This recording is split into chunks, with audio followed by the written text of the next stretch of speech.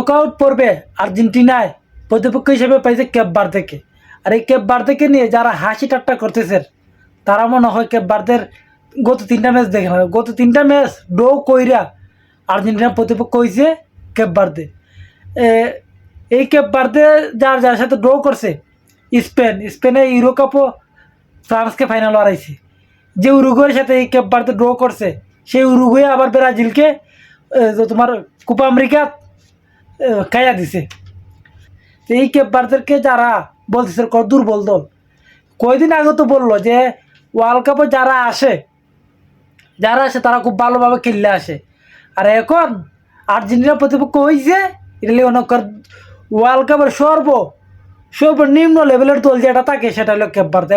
করে সর্বনিম্ন লেভেলের, মানে তারা খেলাই পারে না এমন অবস্থা হয়েছে বর্তমানে। যে কেপ বার্দে খেলাই চিনে না এমন একটা দলের সাথে আর্জেন্টিনা ম্যাচ করছে। কেপ বার্দে একটা দল খেলাই চিনে না। গত 3টা ম্যাচ ড্র করছে।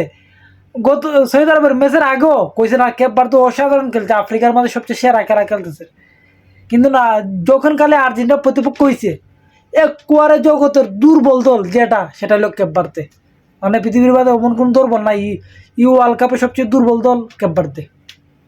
এখন দেখা যাক কেপ বার্দের সাথে আর্জেন্টিনা জিততে পারে কিনা, কারণ আর্জেন্টিনাও তো দুর্বল, কেপ বার্দেও দুর্বল।